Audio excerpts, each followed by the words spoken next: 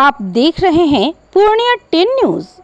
है पूर्णिया के, सीमांचल के और पूरे बिहार के अलग अलग माध्यम से भारत जोड़ो न्याय यात्रा से जुड़े हुए इस कार्यक्रम में शामिल हुए और अलग अलग माध्यम से इस कार्यक्रम को देख रहे आप तमाम आदरणीय बुजुर्गों का, नौजवान साथियों का, माताओं बहनों का, किसान मजदूर भाइयों का, नौकरी करने वाले, खेती करने वाले, मेहनत मजदूरी करके, बिजनेस करके, अपने खून पसीने की कमाई से अपने परिवार का भरण पोषण करने वाले आप तमाम बिहार के निवासियों का क्रांतिकारी इस्तकबाल करता हूं, आपका हार्दिक अभिनंदन करता हूं।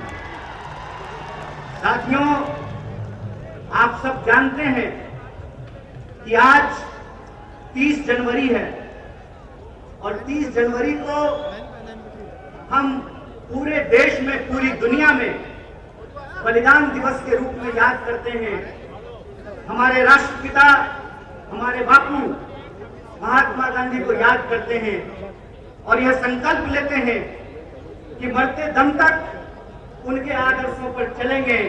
और उनका आदर्श था सत्य और अहिंसा, न्याय और एकता।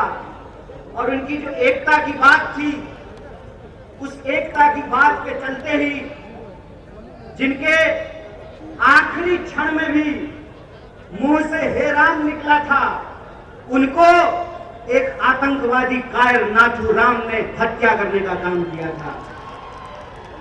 ये आज हम सब लोगों को समझना पड़ेगा कि आज हमारे देश में जिस तरीके से नफरत का माहौल पैदा किया गया है, जिस तरीके से इंसान को इंसान से लड़ाया जा रहा है, यही साजिश किसी जमाने में अंग्रेज किया करते थे।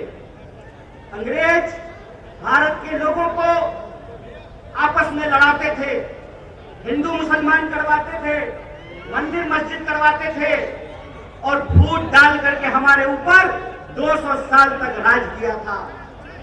एक बार फिर से जो लोग आजादी के आंदोलन में हिस्सा नहीं लिए, जिन्होंने इस देश के लिए शहादत नहीं दी, जो जेलों में नहीं गए, फांसी पे नहीं चढ़े, वो लोग जो उस वक्त अंग्रेजों की मुखबिरी किया करते थे, आज गद्दी पर बैठ करके फिर से लोगों को आपस में लड़ा रहे हैं, लोगों के बीच में नफरत फैला रहे हैं। बोलिए, ऐसा है कि नहीं है? नफरत फैल रहा है ना? कौन फैला रहा है? नहीं नहीं नहीं, मोदी अकेले उसमें शामिल नहीं है, उसके साथ वो सब लोग शामिल हैं जो आज समाज को बांटने का काम करते हैं, समाज को आपस में लड़ाने का काम करते हैं, वो सब लोग इसमें शामिल हैं।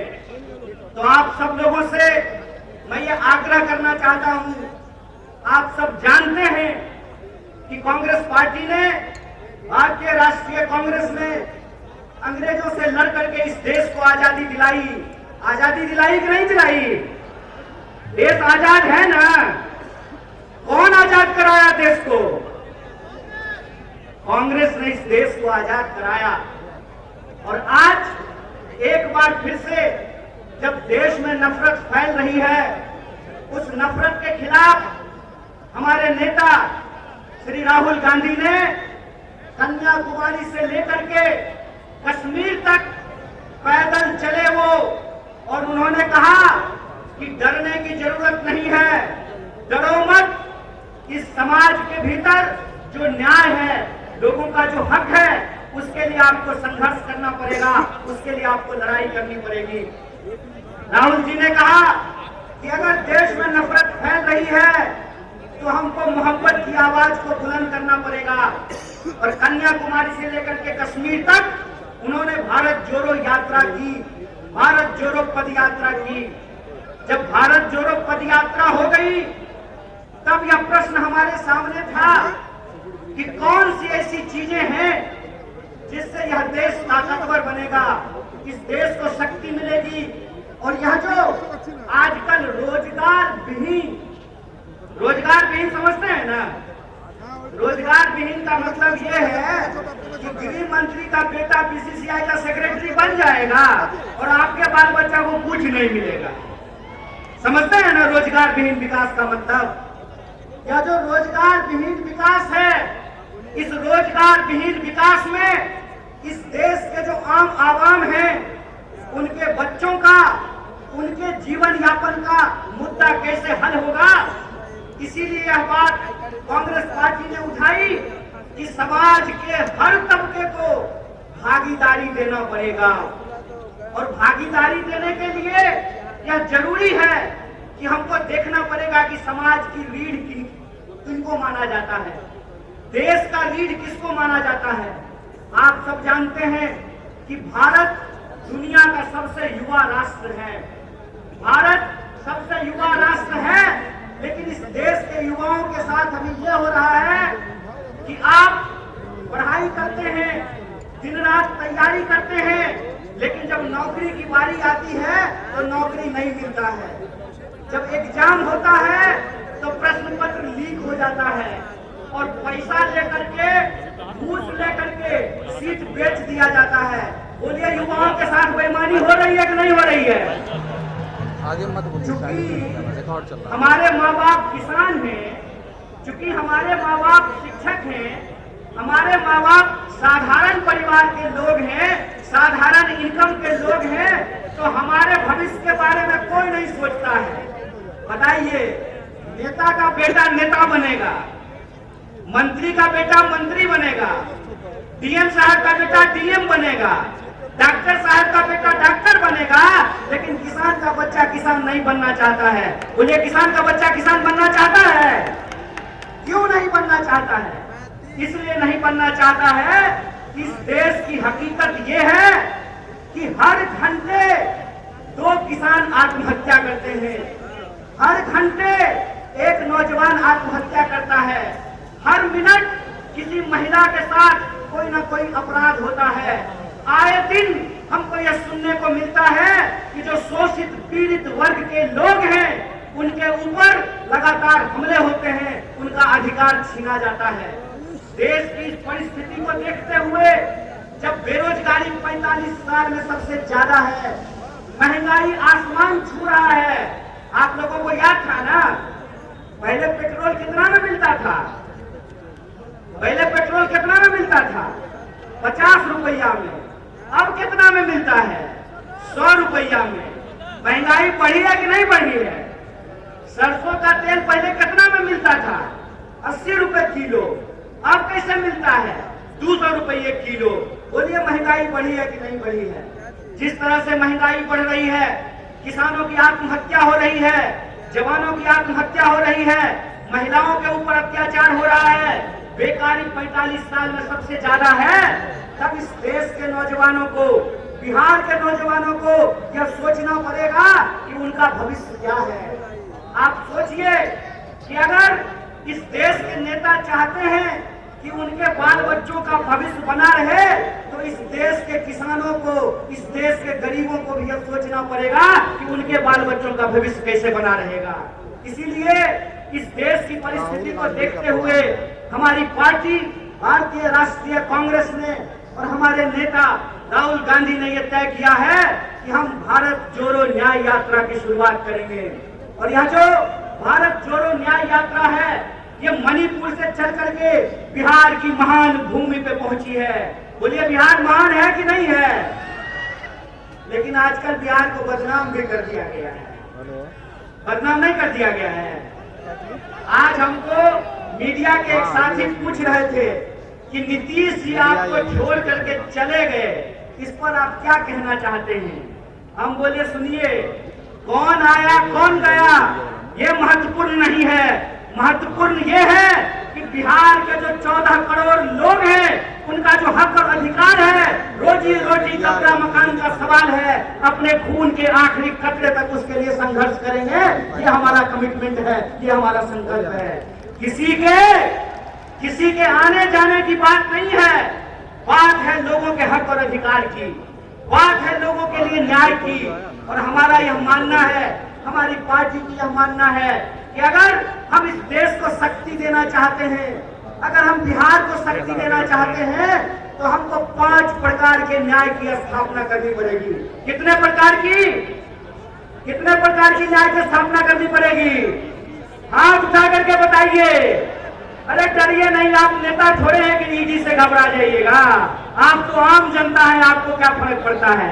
5 प्रकार के न्याय की जरूरत पड़ेगी। कितने प्रकार की? और वो 5 प्रकार का न्याय ये है कि हम चाहते हैं कि इस देश में नारी को न्याय मिले, भागीदारी का न्याय मिले, युवाओं को न्याय मिले, किसानों को न्याय मिले और मजदूरों को न्याय मिले। बोलिए, आपको ये 5 न्याय चाहिए कि नहीं चाहिए? सब लोगों को चाहिए। अगर सब लोग यह 5 प्रकार का न्याय चाहते हैं तो हम आपसे एक अपील करना चाहते हैं। एक बात जान लीजिए, इस देश में कुछ भी, इस देश के आम लोगों को कुछ भी बिना संघर्ष के नहीं मिला है। हमारी आजादी के लिए भी लोगों को अपनी जान गंवानी पड़ी। बिहार के लोग जानते हैं कि अपने हक और अधिकार के लिए संघर्ष करना पड़ता है। और एक बात आप लोगों ने सुना होगा, बिन हवा न पत्ता हिलता है, बिन लड़े न कुछ भी मिलता है। इसीलिए अपने हक और अधिकार के लिए हमको लड़ना पड़ेगा। और हमारे देश के आम आवाम को, बिहार के आम लोगों को यह सोचना पड़ेगा कि हमारा भविष्य क्या है। हम समझते हैं कि जिस तरीके से मौजूदा सरकार हमारे देश के नौजवानों के साथ, बिहार के नौजवानों के साथ खिलवाड़ कर रही है, उसके खिलाफ हमको संघर्ष करना पड़ेगा।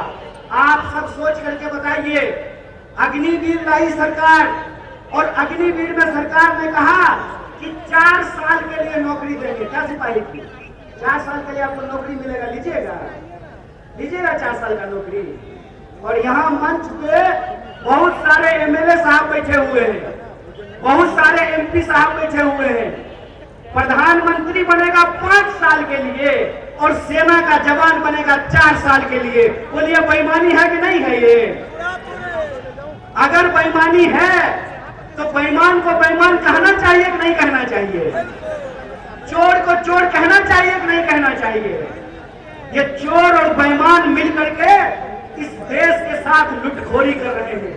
इसीलिए हम आप तमाम नौजवानों से अपील करना चाहते हैं कि एक तो हमको नौकरी नहीं देते हैं, दूसरा हमको शिक्षा नहीं देते हैं, तीसरा किसानों को उनके फसल का दाम नहीं देते हैं, चौथा मजदूरों को न्यूनतम मजदूरी नहीं देते हैं, और 5वां इस देश की जो आधी आबादी है उसको समान जीने का अधिकार नहीं देते हैं। मैं पूछना चाहता हूं, डॉक्टर बाबा साहब भीमराव अंबेडकर ने संविधान बनाया, कांग्रेस पार्टी ने संविधान बनाया, और उस संविधान की ताकत यह है कि जीडीपी का वोट एक होता है ना? क्या बोलिए सिपाही जी, घबराइए नहीं, डरिए नहीं। बीजेपी का वोट एक होता है ना, और आपका भी वोट एक होता है, मुख्यमंत्री का भी वोट एक होता है, और रिक्शा चलाने वाले का भी वोट एक होता है, जूता सिलने वाले का भी वोट एक होता है। यह जो वोट का अधिकार है, इस वोट के अधिकार का हमको इस्तेमाल करना पड़ेगा। अगर वो हमारे वोट का इस्तेमाल कर रहे हैं अपने बच्चों का भविष्य बनाने के लिए, तो आपको अपने वोट का अधिकार का इस्तेमाल करना पड़ेगा अपने बच्चों का भविष्य बनाने के लिए। और आपको इस सवाल का जवाब इस देश की हुक्मरान से पूछना पड़ेगा कि आप एमपी बनिएगा 5 साल के लिए, आप मिनिस्टर बनिएगा 5 साल के लिए, आप प्रधानमंत्री बनिएगा 5 साल के लिए, और हमको सेना में दिखेगा 4 साल का नौकरी। यह नौकरी हमको बर्दाश्त नहीं है। हमको आपको परमानेंट नौकरी देना पड़ेगा, ठेके की नौकरी बंद करनी पड़ेगी।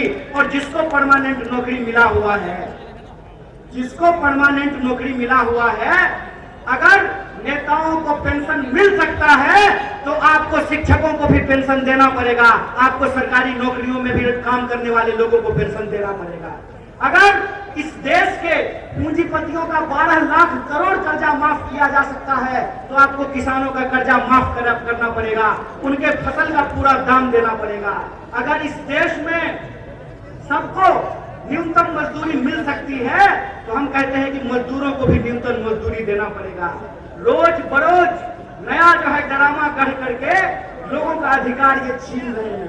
आप लोग जादूगरी देखे हैं ना, कि जादूगर इधर से कहेगा गिली गिली पम पम छू और पॉकेट से कबूतर निकाल देगा। टीवी आजकल हमारे साथ वही कर रही है। जब भी आप टीवी खोल करके देखिएगा, आज के मुद्दे गायब कर दिए गए हैं। सुबह से लेकर के शाम तक बहस चलेगी, कौन शपथ ले रहा है, कौन शपथ नहीं ले रहा है। सुबह से लेकर के शाम तक लोगों के मुद्दों को भटका करके और आम लोगों का जो बुनियादी सवाल है, रोजी का सवाल, रोजगार का सवाल, रोटी का सवाल, कपड़ा का सवाल, मकान का सवाल, इन सवालों को गुमराह किया जाता है। इसीलिए हम पूर्णिया के आम लोगों को और बिहार के आम लोगों को एक अपील करना चाहते हैं। हम जानते हैं कि बिना लड़ाई के कुछ नहीं मिलता।